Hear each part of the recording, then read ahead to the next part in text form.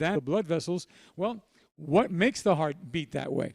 And we gave an answer to that these past few classes that I hope and pray you write down and you memorize. What causes the heart to beat more than it should is one of two things: inflammation, or fancy word, occlusion. Occlusion means blockage of the blood vessels. So those are, if I was to boil down the things that cause disease in this regard, inflammation is the number one, followed by blockages of the blood vessels. And underlying causes of many diseases are a result of inflammation. And we're going to be talking about that in final classes today, in the next two classes that we have, how inflammation is so deadly. It's a good process when it's done right, but when the body is constantly inflamed, you have issues that are going to cause you a lot of sickness.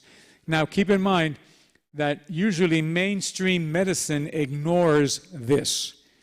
If you have high blood pressure, they will give you pills that will force your heart to slow down, or that will open your veins and arteries. It's a lot of forcing going on, but there's no healing. I repeat again, remember, when you take a Tylenol, you're not being healed. Too many people think, I had a headache or I had a fever and I took a Tylenol and I'm fine. No, you're not fine. That is identical to turning off a fire alarm. That's all.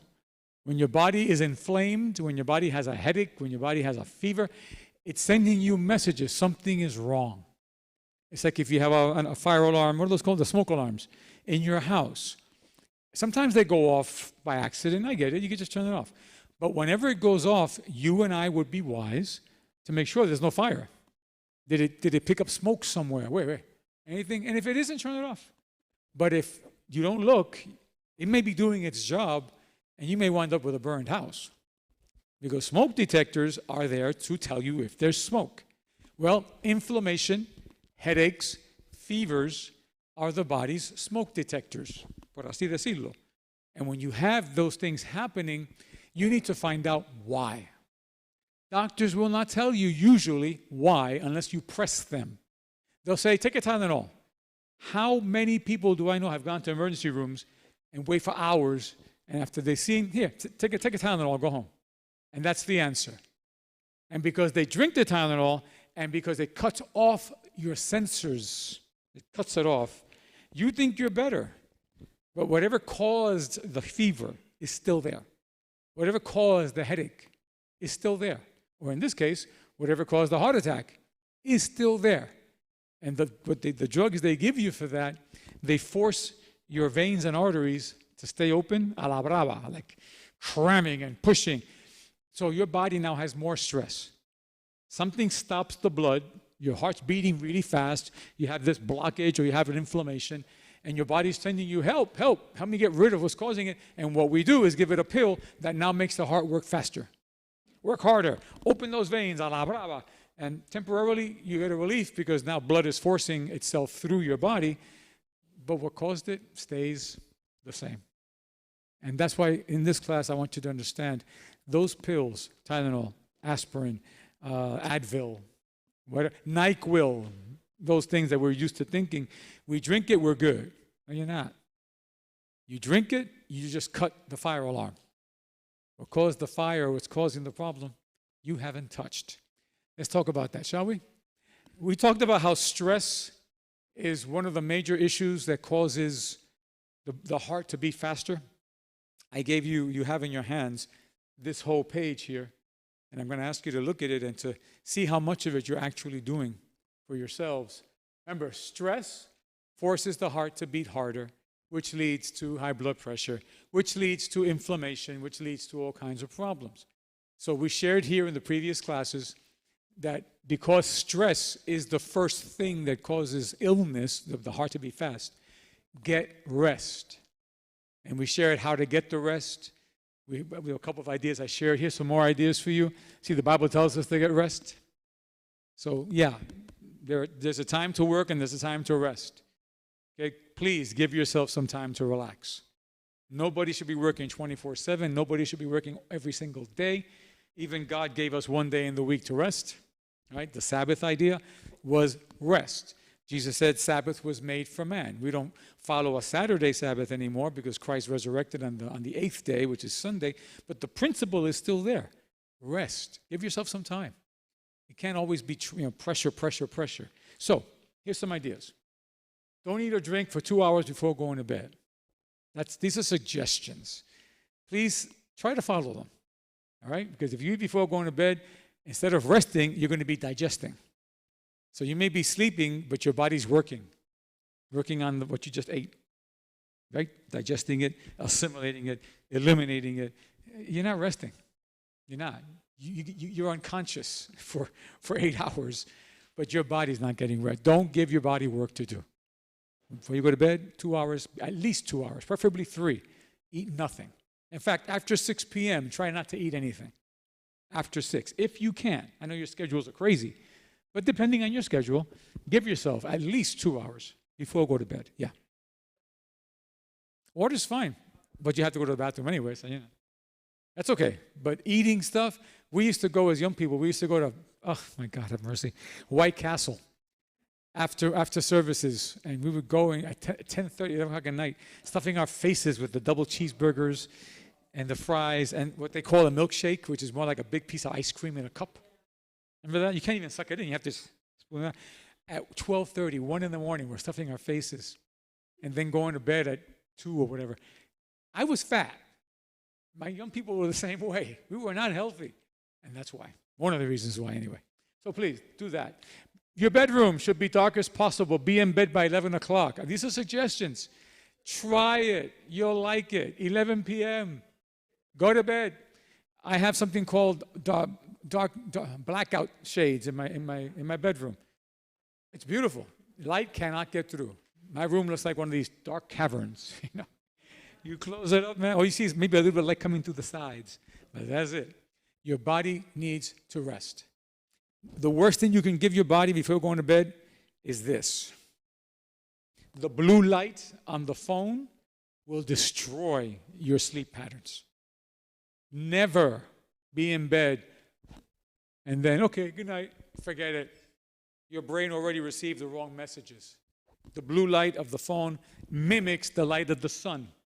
So your brain is thinking I'm supposed to be sleeping, but why is the sun shining in my face? Your brain, your subconscious mind, from this morning, it'll get the message, don't sleep, stay awake. And you do it long enough, you get insomnia. It becomes harder and harder to sleep. So this instrument, as good as it is, do not use it in bed. Please don't, especially before going to bed. And the temperature should be between 60 to 80 degrees at most in your bedroom. A little chillier is better because your body actually enjoys it better. When it's too hot, the body begins to sweat a little bit. You should never sweat when you sleep because if you're sweating, your body's working. It's going, oh my God, it's so hot, and sweat. So your brain is out, but your body's working, producing sweat. Stay at a good temperature. 60 is even better than 80, trust me. It depends on you. Ladies who have the whole hot flash thing need to adjust themselves accordingly. But nonetheless, try to keep it as cool as you can. And if your partner likes hot and you like cold, may God give you reconciliation and peace. That's always a fight between couples. So he wants cold, I want hot. So may God give you peace, both of you. I don't have that problem. I sleep alone. So I'm like, lo que yo quiero lo hago. You know what I'm saying? But I think that should be a question people ask each other when they're dating. I think they should. So they know what to expect when you guys get together after. Sometimes they go to war. I have ladies who want the windows open all night. In pure winter, they want the blast coming in. And the poor guy's like, it's crazy stuff. But anyway, those are the temperatures you should aim for. Yes, Millie, you had your hand. Yeah. The hot flashes.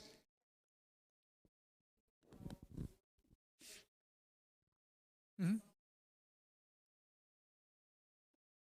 Yeah, it does. You have to adjust according to what your body's saying. Two things. One, if you have a husband or a wife that's cooperating with you, consider yourself blessed. That's wonderful. All right. Number two, there are things you can take to end the hot flashes. Surprise. All right. You're done, huh?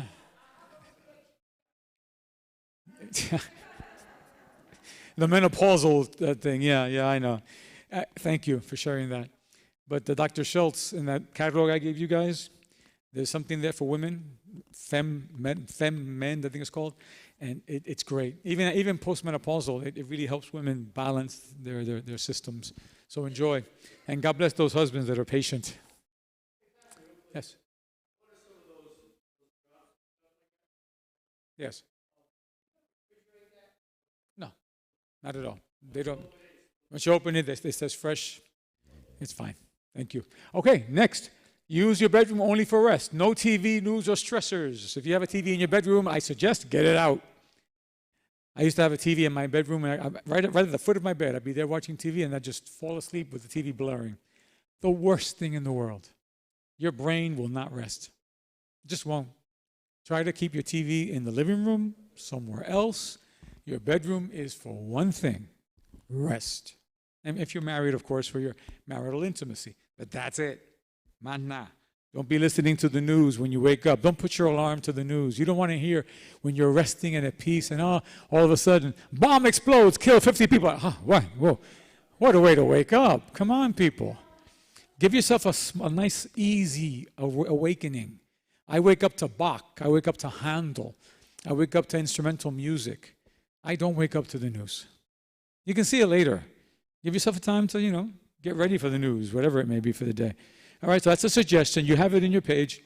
Keep electronic devices far from your bed. This should be 6 feet away from you, at least. This thing has electromagnetic waves. You can't see them, but right now, in fact, it's funny, they put that on my case, those little wave things, okay? There are waves coming out of this machine right now. And I'm walking around, so okay, but when I'm lying in bed and it's right next to me, and those waves are just swamping me all night long, it's going to cause nerve damage. It's going to cause it. Keep it 6 feet away. If you can turn it off, even better, but if you can't turn it off, at least 6 feet. This thing is the cause of a tumor that I have in my ear to this very day, because I used this so much in its early days when it first came out. I was always like this, always.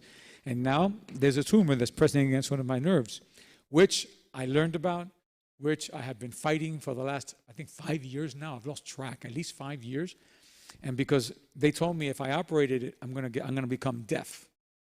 Guaranteed. They'll take it out and you'll be deaf. I go, that's my option? Forget it. Leave it there. So I learned that sugar feeds tumors.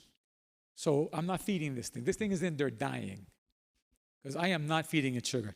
And I have good news to say that I'm hearing more and more this ear every day. I can hear that. Before, all I heard was like a seashell. Remember the seashells you used to and hear that sound? That was in there all the time. I have it now, but it's less, a lot less. But the point is, it's because of the electromagnetic waves and the radiations of our things. Keep it far from you. Please, yes. It depends on, they sell now the earphone, what they call earphones. The AirPods are supposed to be better because they don't transmit the waves, supposedly, which is fine. They also have some ones that specifically are anti-radiation, which is fine. So I suggest we look into that. I can bring you some recommendations. But definitely when you're sleeping, none of that. Please keep it far from you, okay? And last but not least, here we go. Sleep on your right side or your back. Hello. Right side or your back. Because if you sleep on the left side, you're putting pressure on your heart. The heart is more on this side than the heart is not right in the middle. It's more towards the left than toward the right.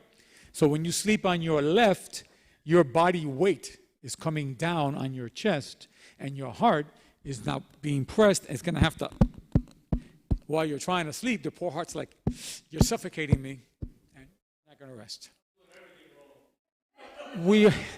We all did.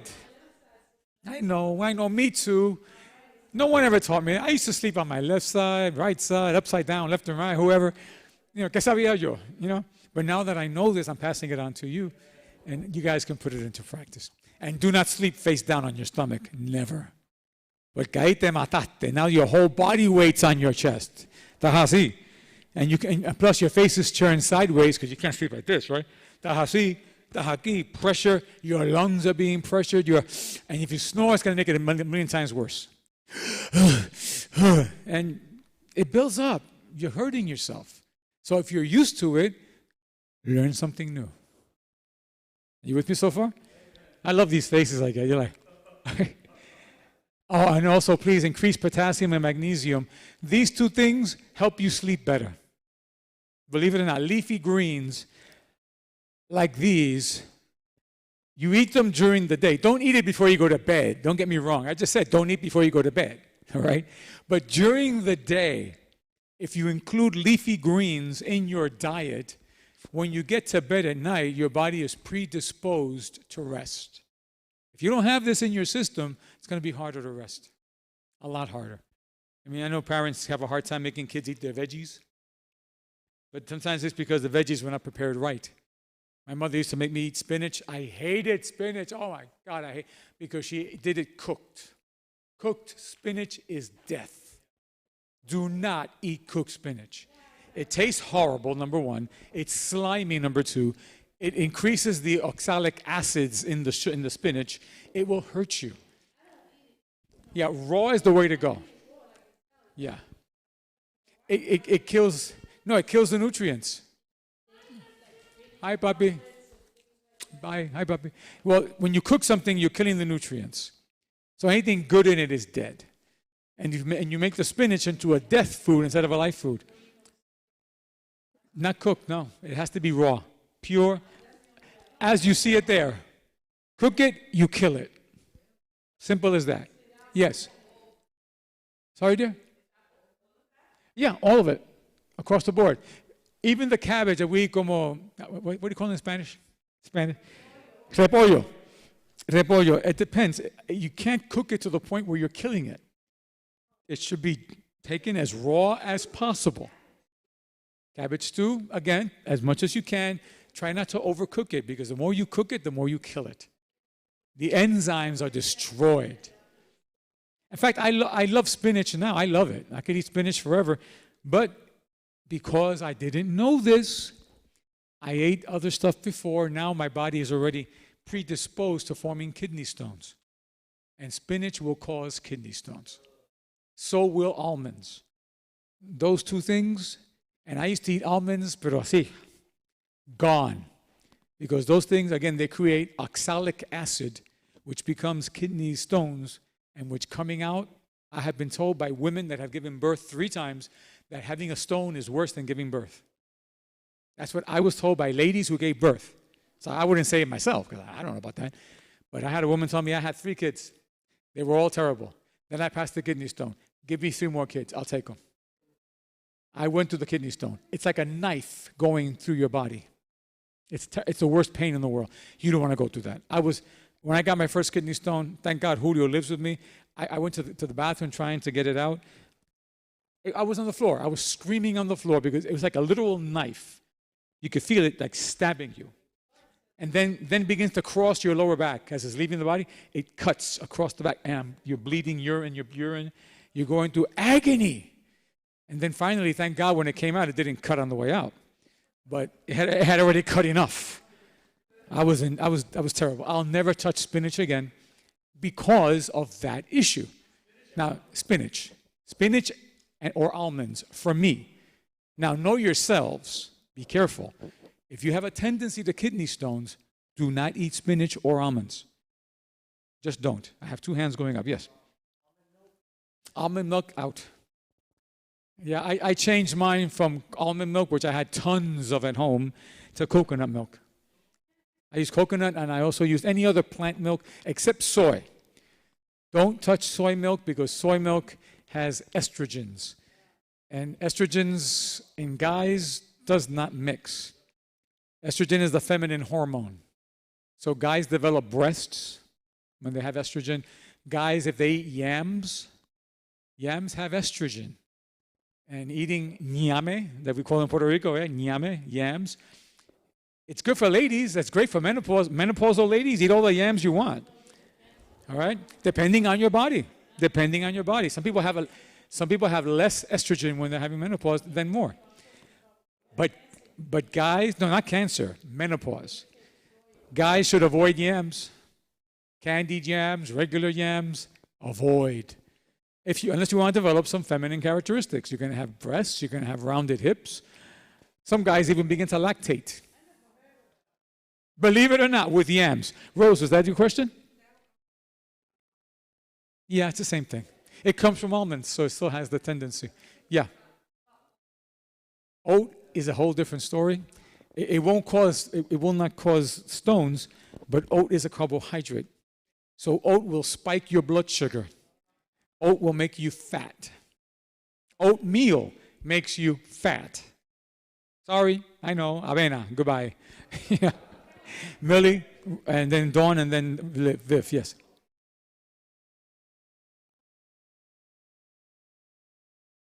Yes.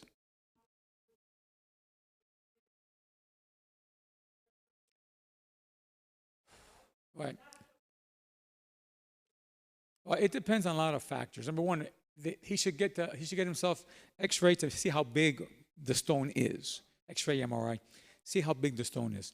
If it's like this, forget it.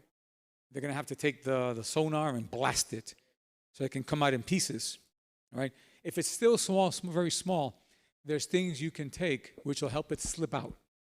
In particular, there's something in Spanish. It's called semilla de lino, which in English is linoleum seed. Linoleum? Yeah, lino. Lino, my father told me about it. Semilla de lino, which is, it's a seed that you put in water. My dad did that when he had kidney stones. He put it in this huge thing of water. It's okay. I appreciate the translation. I think it's called linoleum seed. Semilla de lino. Let's check it out in English. But when you put it in water and you let it ferment, it's almost like Mavi. You know Mavi, you guys? It has a Mavi effect where it begins to bubble up. And then what you do is you have to drink that stuff. Tastes horrible. But as you drink it, it's really slimy, really slippery. So as you drink it and it goes into your kidneys, where all your liquids go, the stone begins to get moved out on a bed of slimy, slippery gunk. And depending on how big the stone is, it can come out with no pain. Mine came out with no pain. Thank you. The pain was over here, not when it came out. My father, one time, I heard him screaming in the bathroom. ¿Qué te pasa? Déjame. Ah! Boom, and it came out because of the thing he was drinking. So it depends on the size. It depends on the condition. If it's still small enough, drink that stuff. Look, I'll get you the English name. And you can buy it in any health food store. In fact, even supermarkets sell. Semilla de lino. Remember, but I warn you, this is not candy. It tastes horrible. It just does. Yes, Lon. That's okay. Yams. Yes. Yes. Potatoes, definitely not. And yams, again, it depends. A little bit that keeps within the glycemic index, that isn't too much. Maybe like a handful, once in a while. Yeah, when I was a kid, I would get yams at least twice a month. And that, my mom gave me the whole thing. So I'd be stuffing my face with the whole yam. Thanksgiving always had yams. No. Sweet says it all. In fact, that's a segue into the class right now about sweet. But I had Viv first.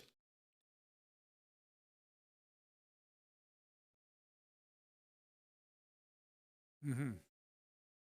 You have kidney stone now? Let's get you that semilla de lino. Yeah.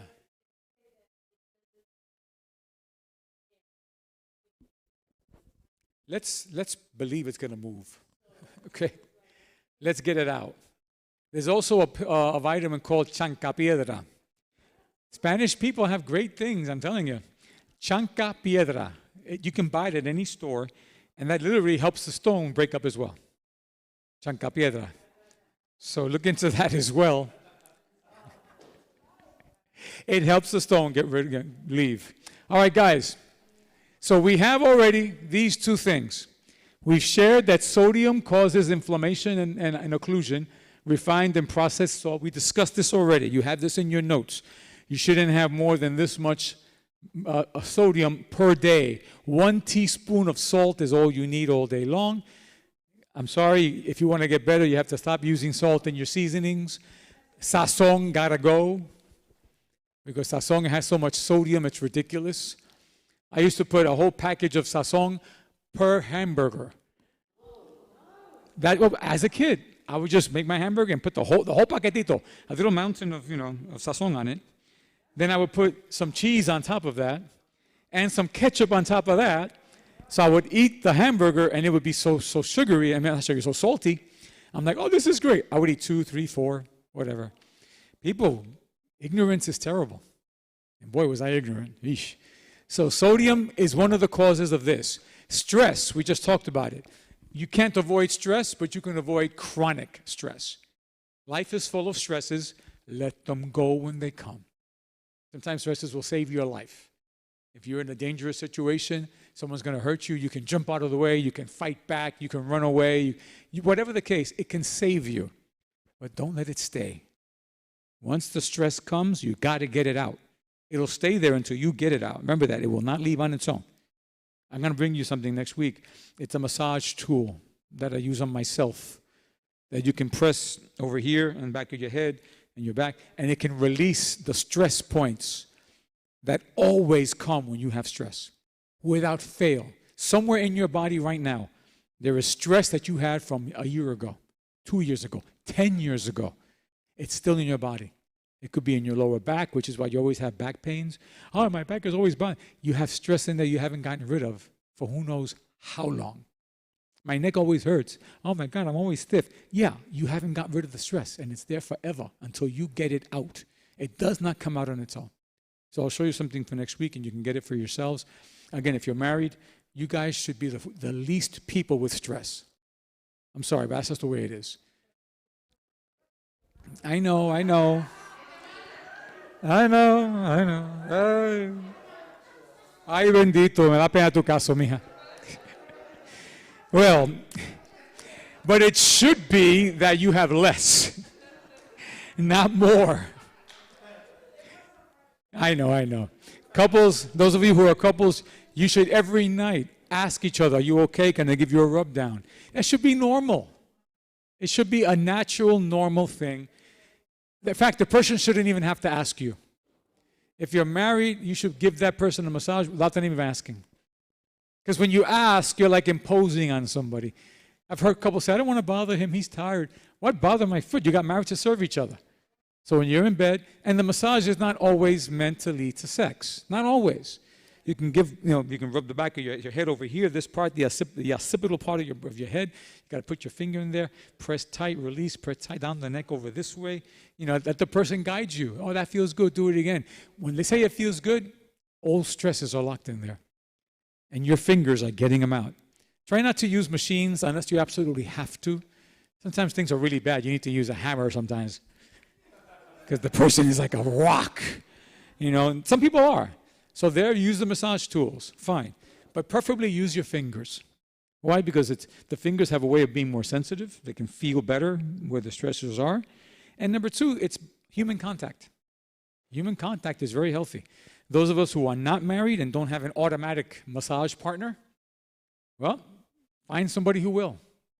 Find a friend, find a relative, a brother, a sister, or if push comes to shove, pay for it. Seriously. A massage a month would be healthy beyond words. I had one last week. I had to pay for it.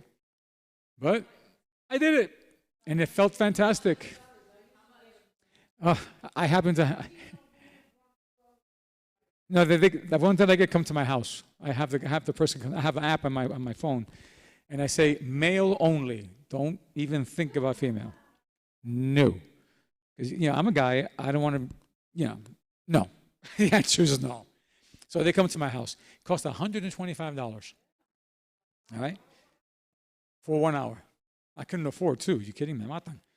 But even that 1 hour helped. It just does. Even better. But do it. And those who are married, don't waste your money. You got somebody right there. Teach each other. Seriously. Teach it. And mothers should give babies massages all the time. The little kids should be, the grandparents should do that for their kids. Get the picture. All right, so there we have it. Today I want to introduce item number 3. What else causes inflammation and occlusion besides stress, sodium and stress? Here, this is it. Glucose, fructose. What are those chemical names? Yeah, chemical names. You know why? These are the two things, especially what I'm about to tell you, that even more than sodium and stress, kill people. And I don't say that lightly. Sugar. Yeah, sugar. We have been the victims of a commercial brainwashing. All of us have. Since I was a kid, sugar was a reward, right? All those commercials on Saturday morning for the cartoons. Every one of those commercials was about a cereal or a sugar. Candyland. Anybody ever play Candyland, the game? Remember that game, Candyland? Oh my God, you're going from candy cane to cakes to cookies to syrups to ice cream, and the pictures are right in front of you, and you're playing the game. You say, I want one of those too, and you're being brainwashed. Brainwashed. You know? Yes, Mom. Candy Crush is another one. Yeah, there's the name, Candy. Now and Later's, yeah. Oh my God, I can list all the sugar and candies in the world. As a kid, that's all I ever ate. Anyway, please. Glucose and fructose. I want to specify today what the difference is. And I want you to know those are the two main kinds of sugars that exist in nature. By themselves, glucose and fructose. A combination of these two will lead to this. For example, sucrose is glucose and fructose together.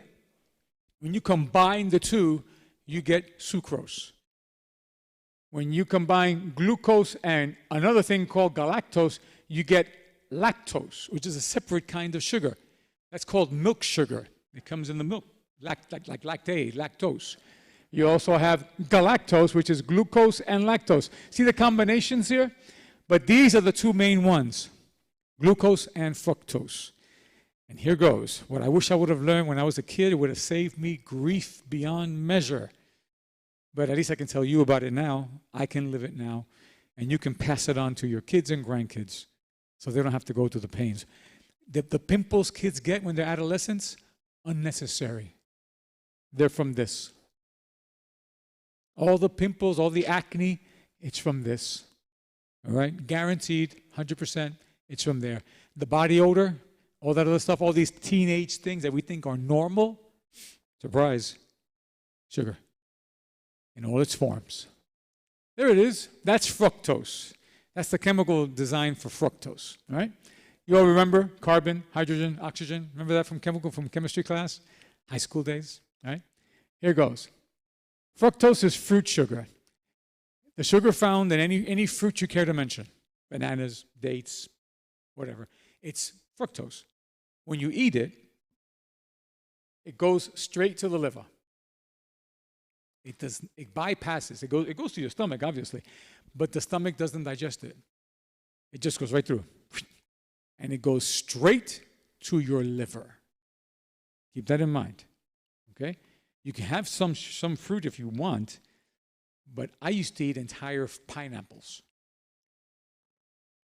You know how they sell mangoes in a whole cart, like 12 of them?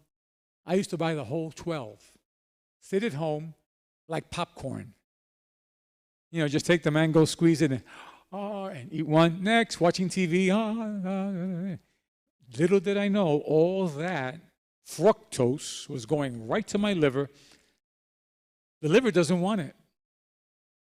When it gets into your liver goes on emergency alert. We're being invaded by these things. Because a little bit the liver can take care of fast. But very few people that I know eat a little bit of fruit. There are some. But most people eat a ton of them. I used to have 5 and 6 bananas like nothing. Just peel and eat, peel and eat. When I got to Puerto Rico, forget it. I would go to the campo and give me all the fruit you got. The papayas, the coconut meat, which is not as bad as mangoes are, but still, it's a fruit. The bananas by the ton. you know. And what else do they have in Puerto Rico? Those wonderful fruits they have over there. Oh, I don't want to tempt myself. You get the picture. All right. That's all sugar. It's all fructose. It goes to your liver. Your liver now is like, I can take care of a little bit, but what are you doing to me? And bombarding. Yeah.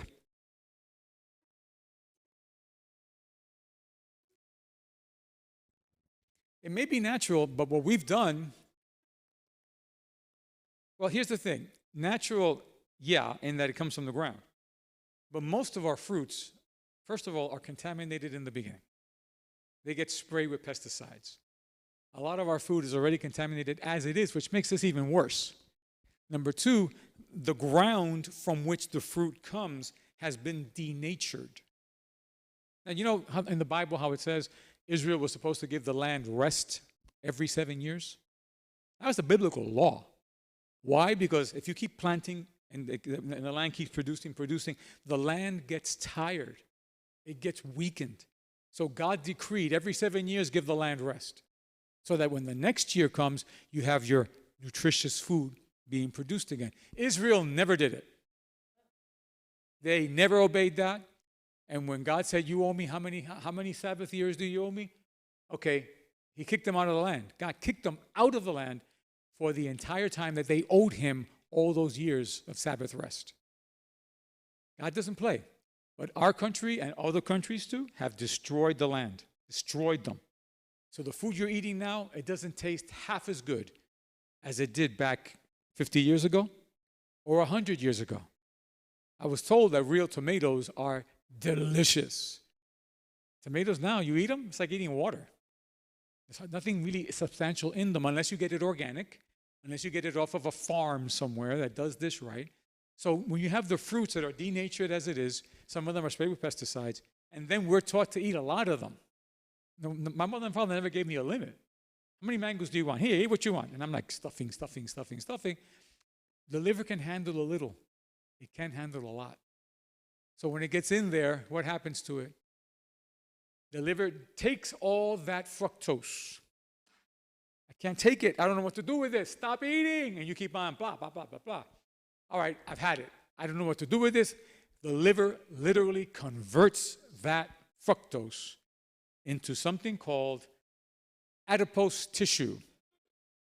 Some of you know what that is already. That's a fancy word for fat. Yeah. So you can say you have adipose tissue. Same thing as saying fat. And one of the reasons a person is fat is because they got so much fructose in their system and their poor liver is just converting it into fat and storing it. Get it out of the way, and packing it all over the place. And we keep on eating and it keeps on packing forever. That's just one thing. Now, well, by the way, that's fat. That's what fat looks like. This yellowish, orangish, jello-like substance that's all around you. Oh, it's coming up now. I'm going to show you. I promise. I'm going to show you. Here's glucose. Remember I said there's glucose and there's fructose? Well, here's glucose. Now, this guy, the body does use.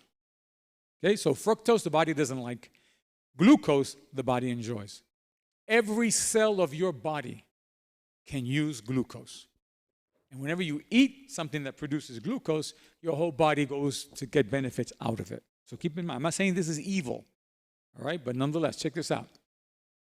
It's a source of energy. When you eat a glucose-producing food, it will give you a burst of energy. That's what it's for, all right? Keep that in mind. Number two, the brain uses it the most.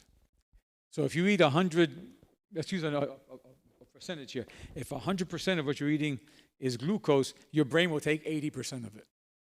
Your brain needs more glucose than anything else. Then the rest of your body will take what it can take, all right?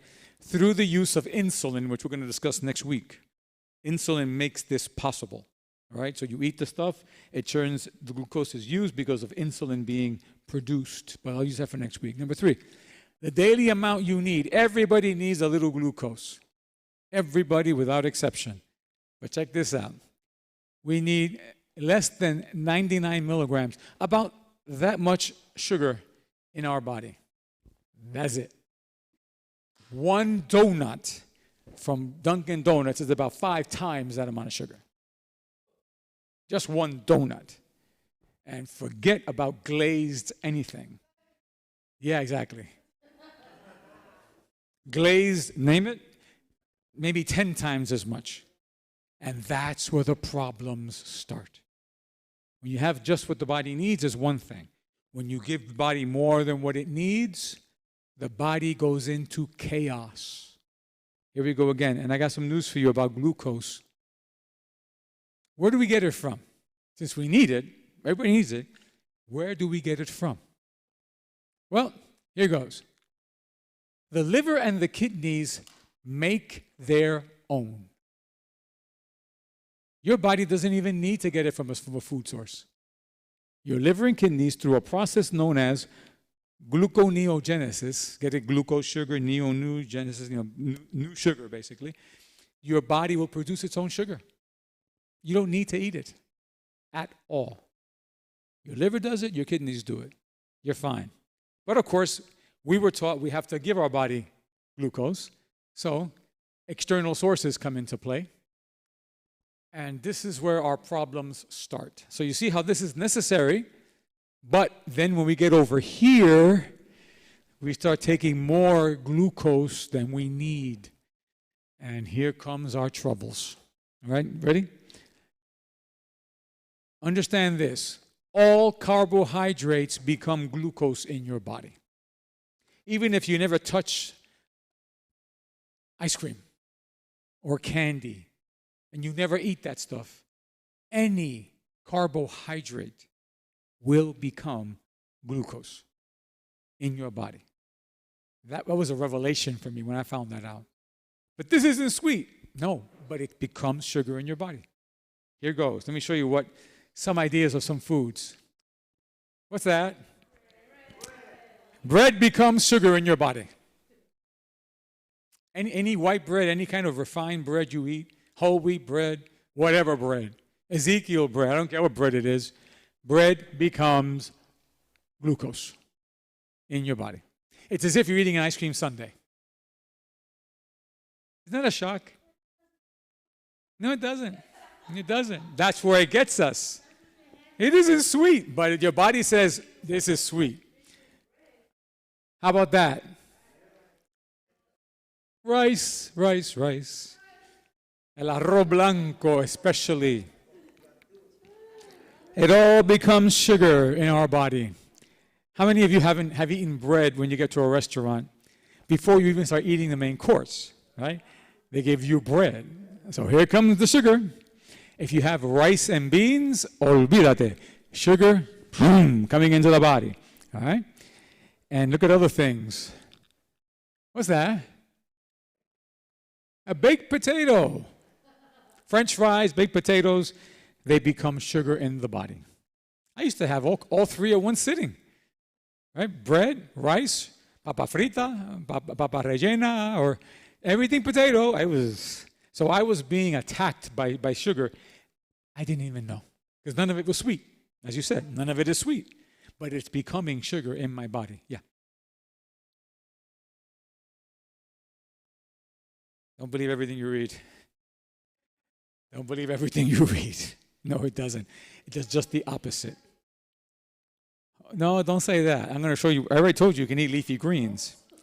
I showed you all the leafy greens you can eat, right? So that's a start, right? There's more stuff too, don't worry.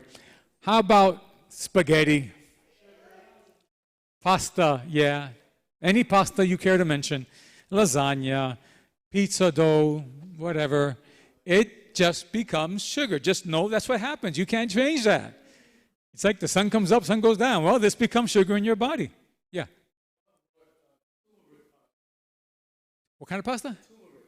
Turmeric pasta? Show me the label. I want to see what that's about.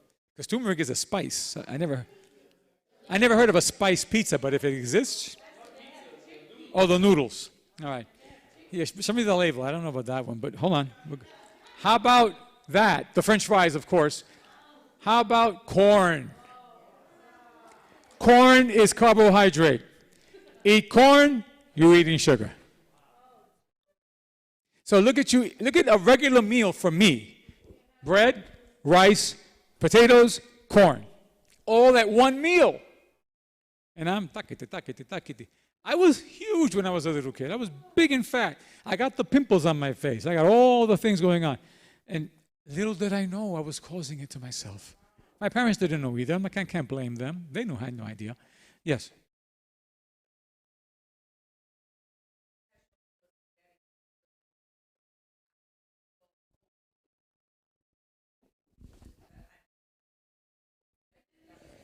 They tell you stuff that you think is when you go investigate, you go, oh my God, it still causes sugar. Whole wheat.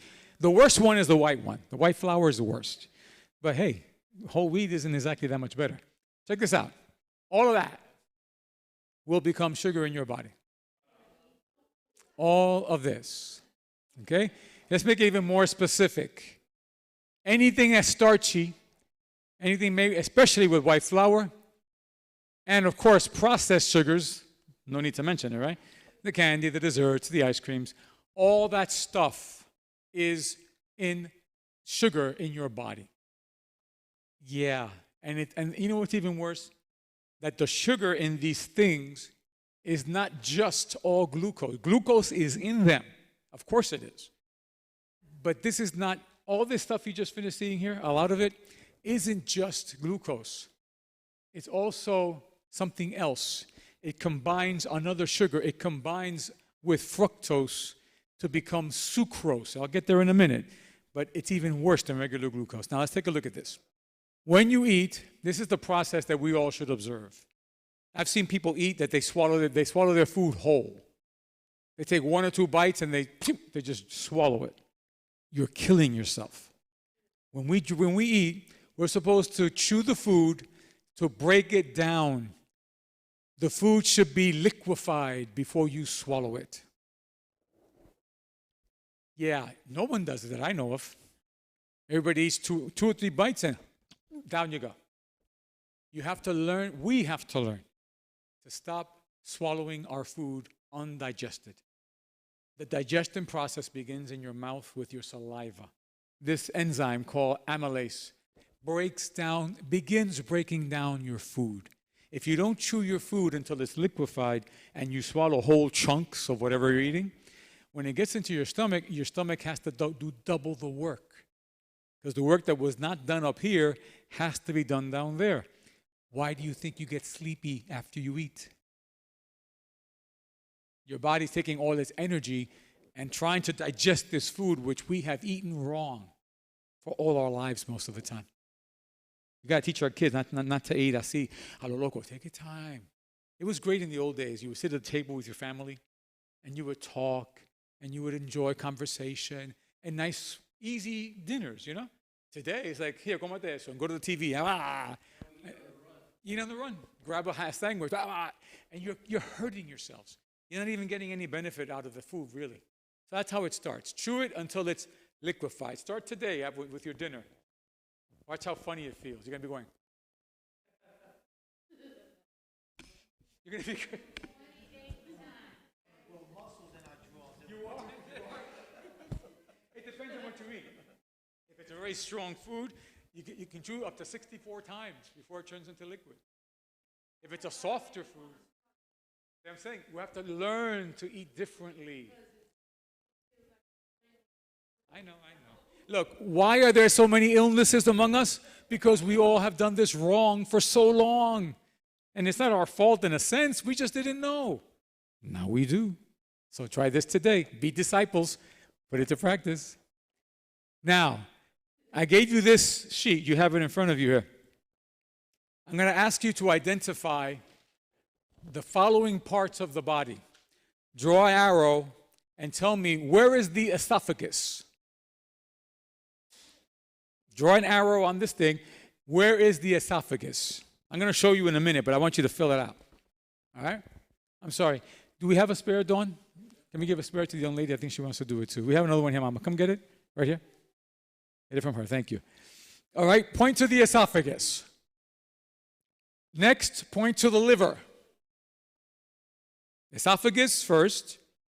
Next, point to the liver. Where is the liver in this? Here. I'll just give you three, then I'll give you another one later. Point to the esophagus, the liver. Show me the pancreas. And it's our own bodies, right? It is anatomy, yeah. And it's our own bodies. Okay, we got 10 minutes to go to close the class. Let me use those times wisely. All right, here we go.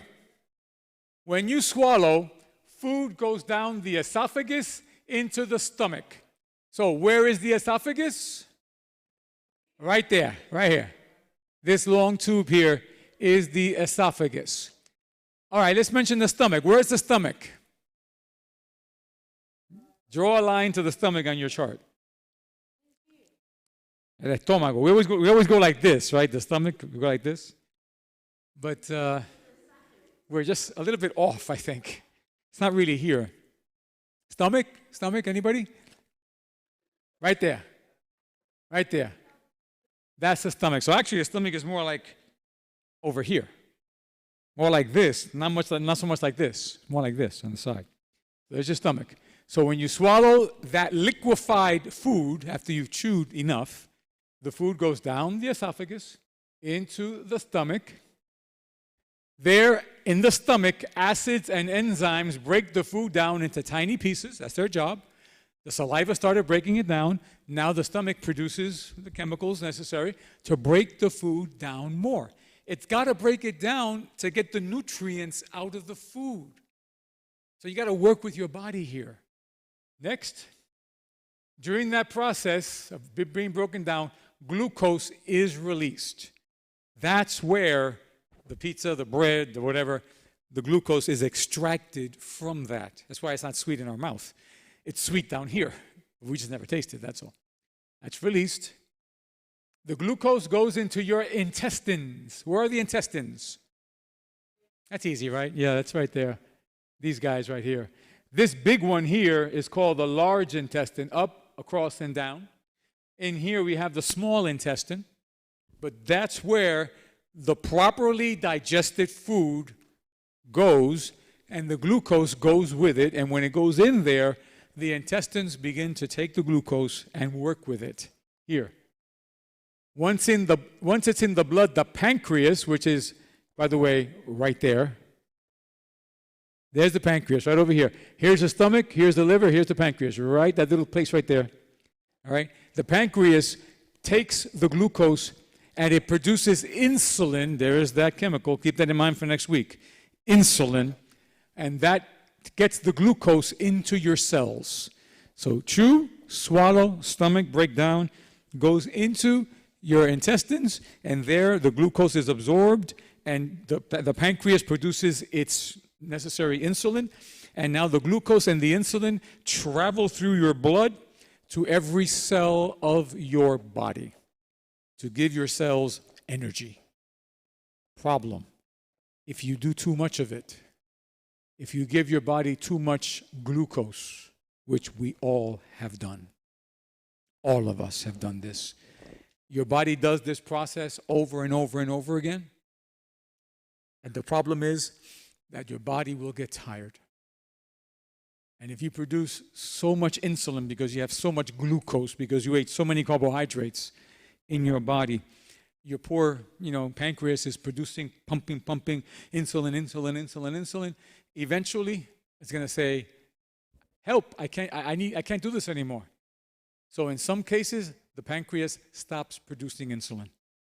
Welcome, sadly, to diabetes type 1, where the pancreas does not produce any more insulin. Done. That person has to now inject themselves because their pancreas ceased to function.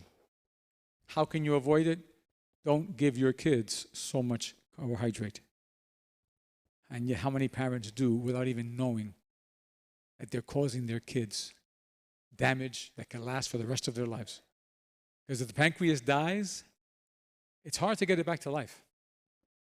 It's best to keep it alive as opposed to killing it and then trying to resurrect it. And then, if a person's pancreas does not die, because we all have different bodies, if your pancreas keeps fighting I'm still going to produce. I don't care. I'm going to produce. I'm going to produce. Well, then your body begins to go, espérate, all this insulin, what's going on here? And your cells, which need the insulin to take the glucose, to get the energy, your cells begin to say, this is too much. We're being swamped. Esto es demasiado, demasiado. And then what happens is the cells are no longer wanting to absorb the insulin. That is called insulin resistance, where the pancreas is pumping, but the cells are not receiving. And what does the pancreas do? It produces more. No, you got to get in. And the cells say, we're not taking it. And pump and no, and all that excess insulin, all that glucose rather, gets into your blood. It has nowhere else to go. Welcome, sadly, diabetes type 2. A result of insulin resistance. I'm not looking at anybody. If you have a belly that sticks out a little bit, you have insulin resistance. Simple as that. If you have any kind of protrusion of your stomach on the sides or in front, you have yourself a case of insulin resistance. Yeah, and it can become extremely, extremely deadly, as we're going to show you. All right, the cells, like I said, only accept the glucose they need. The excess glucose, which the cells don't want, because I can't take it anymore, they convert it into glycogen. The glycogen is stored in the liver. Look at this terrible disease, this whole line here. If not used in a few days, the glycogen, the excess stuff because the pancreas is producing and the cells don't accept it, the liver takes it and goes, I can hold it for 2 or 3 days, but if it isn't used up, I'm going to change it into storage. And what is the only thing that stores glycogen in the body? Fat. Here we go again.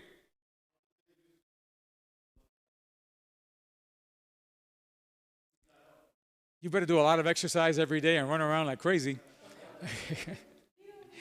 Because if you don't, it's going to just, after a while, it's going to say, okay, I don't need the energy.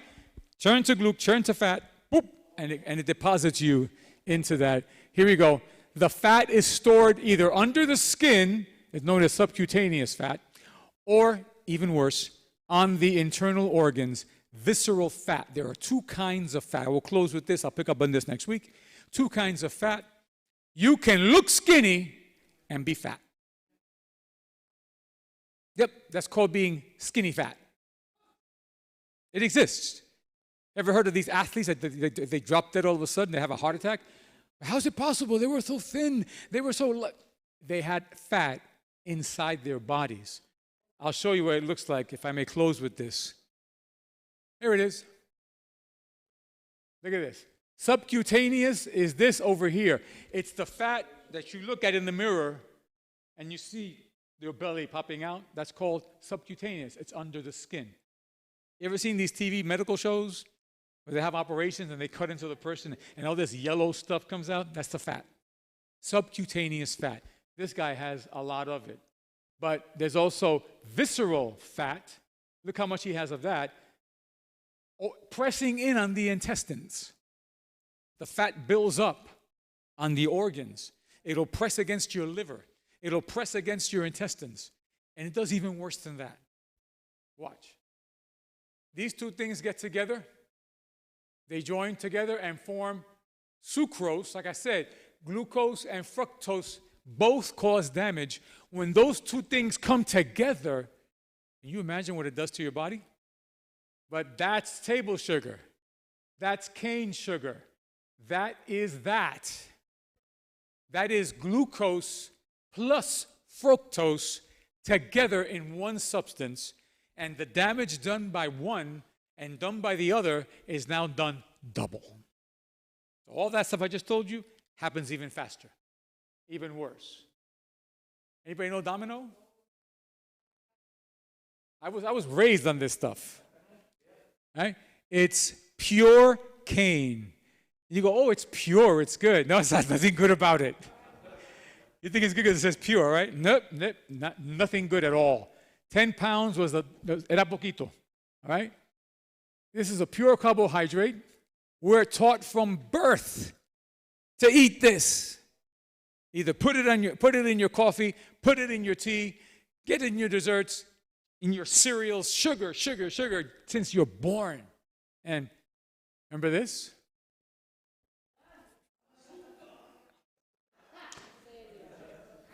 I couldn't resist, Celia Cruz. I couldn't resist. I mean, she'd be singing, go, azúcar, and somebody said, oh yeah, sugar. She was, sin saberlo, I know she did it on purpose. She was being a messenger of death to you, planting the picture of sugar. When I was growing up as a kid, we had the Archies. Remember Sugar, Sugar, that song? Honey, sugar, sugar. As kids, we go, oh yeah, wow. It's like, oh my God, sugar, sugar. We were being brainwashed, man. Over here we have the sugar daddies. You remember that from my time? Sugar. Do they still sell this stuff?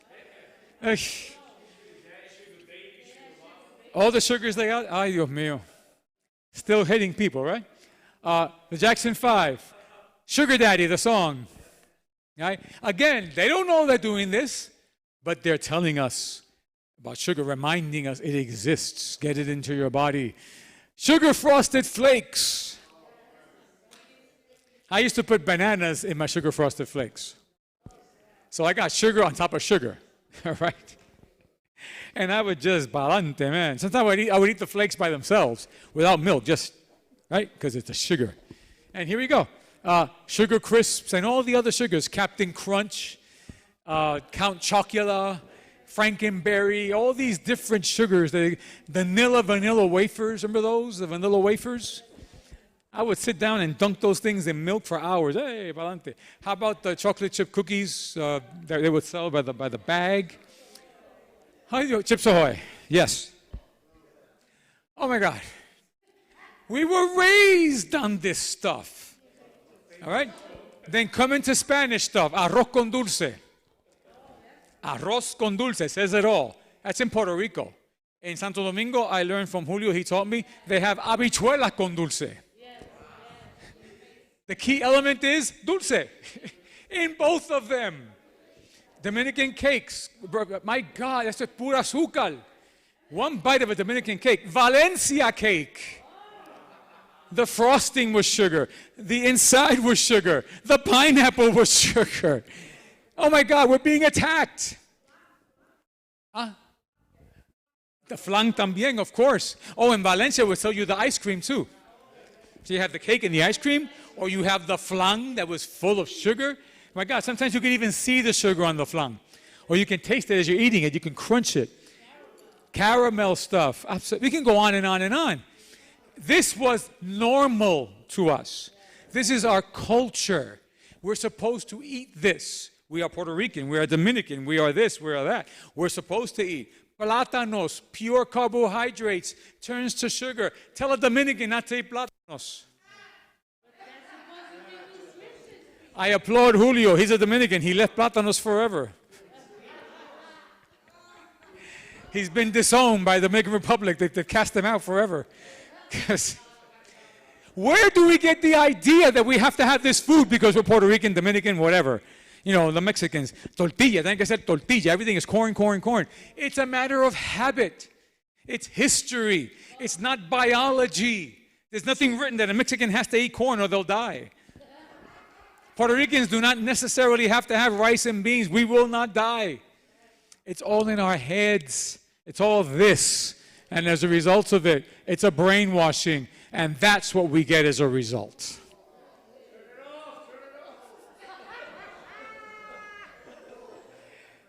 This is an artist's conception of a real X-ray. I mean, there goes the subcutaneous and there goes the visceral right there. You want some more? Look at this. There's the fat, there's the belly, there's the subcutaneous, and look at how much visceral fat is pressing against the internal organs, causing stress, causing the heart to beat faster, putting the heart under more pressure, making blood pressure go high. It's no secret. And there's no drug that can really heal this. All the drugs can do is cover the symptoms, that's all. You keep your fat. They sure did.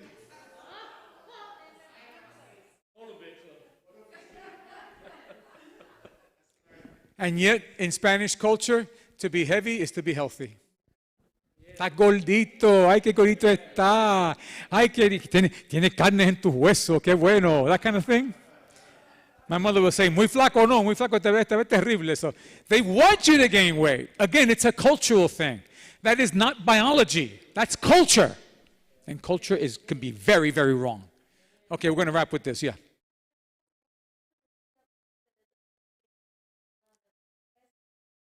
The breasts. Yeah. Us guys can have that, unfortunately. So we got estrogen, we got fat of all kinds, and people think it's normal. It's been my experience that when a person gets married, they gain weight. I've seen all my life, I've seen married men, they get married like this. Give it a little while, they become this. Yes, Bob? Just to say, I guess it's a positive thing, the new mayor we have now. Oh, Eric Adams, yeah. He instituted meatless Mondays. He's trying to introduce like vegan diet. Something is something, yeah, we appreciate it. He had diabetes, when he turned to a vegan diet. See, it works. Your diabetes can be healed. The doctors say you can never be healed. They're wrong. Okay? I know they go to medical school. Don't get me wrong.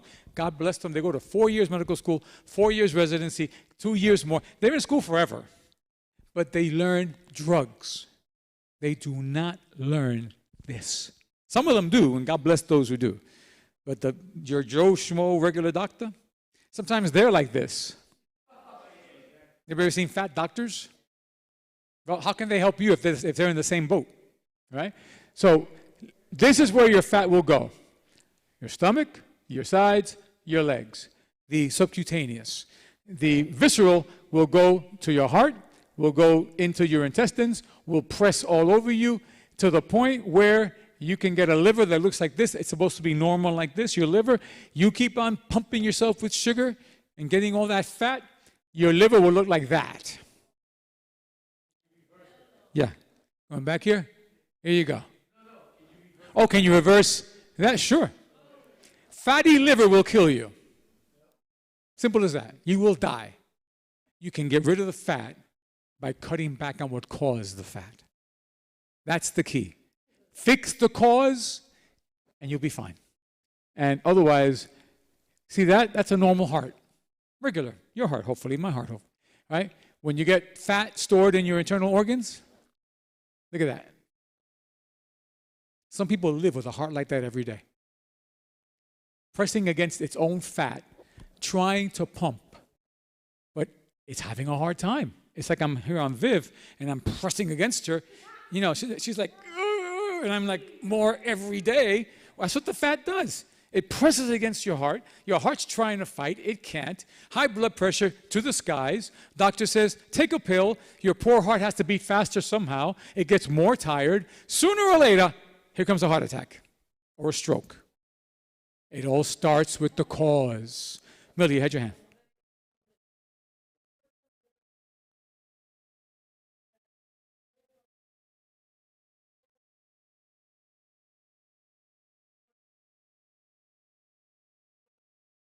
I told you before, something called gluconeogenesis. It depends on what they're eating. Are they eating carbs of any kind? What do they eat?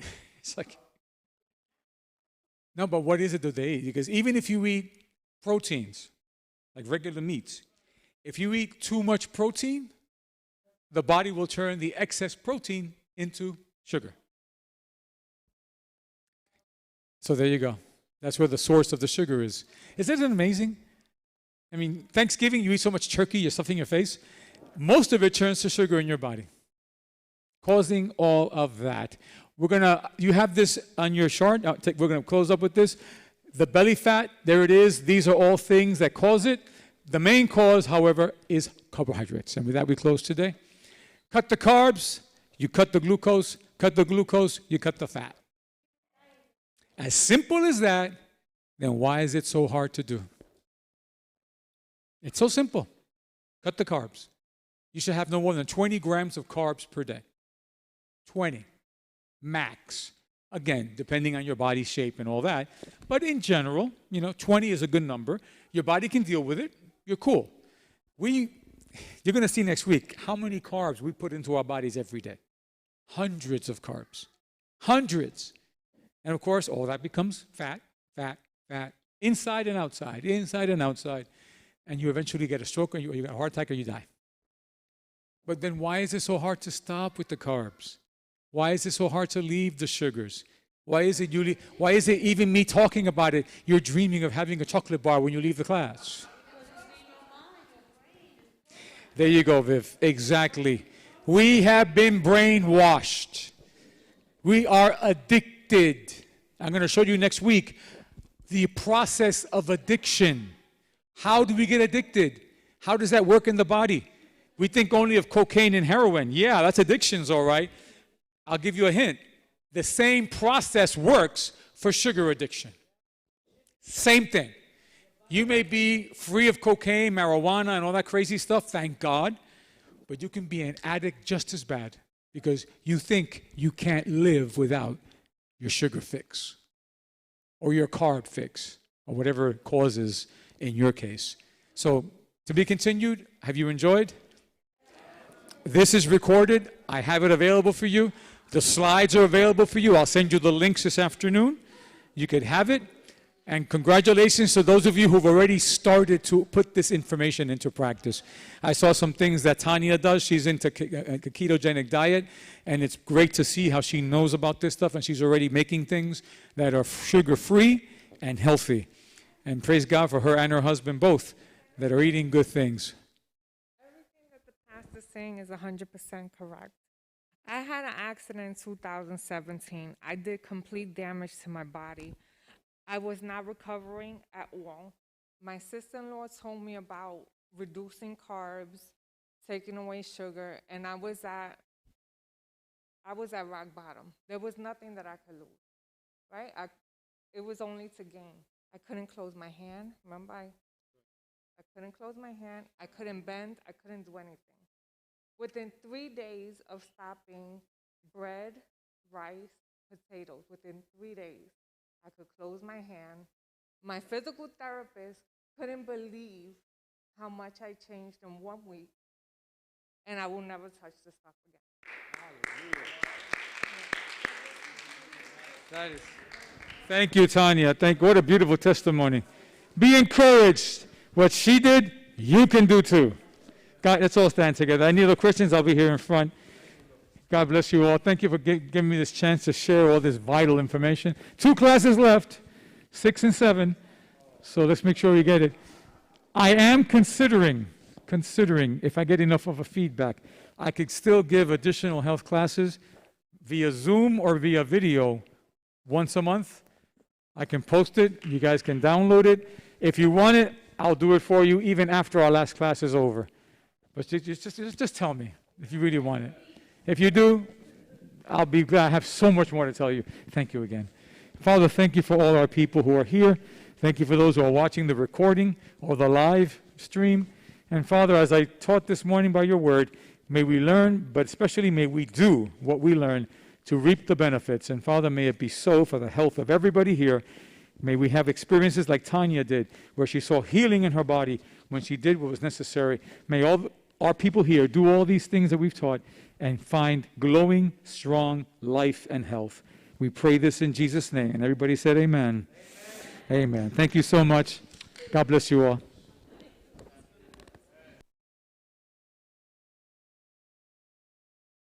How many do we have? 1, 2, 3, 4, 5, 6, 7. As you're leaving, I have some good stuff here you want to take. I have 8 packets that Robbie's giving us of healthy stuff for your daily nutrition. We have to give it out. Thank you, Rob. 1, 2, isotonic. This is really good stuff, actually. 3, 4, 5. Anybody else? I have 3 left. Are you using last week's material? Yeah, it's already out. The flights? Yeah, the paper. I didn't have anything for that. Oh. I have the slides, though. They're available online. Okay. Are you? I'm so glad. Wonderful. My pleasure. My joy to do it. Sorry? There's coconut milk that I use almost universally. Okay. There's macadamia nut milk. Somebody said coconut milk is high in cholesterol. Coconut? The good kind. Coconut has good cholesterol. So you can't really agree on that. That's all I can give you there. Thank you, Bucky. Thank you so much. They're almost all out.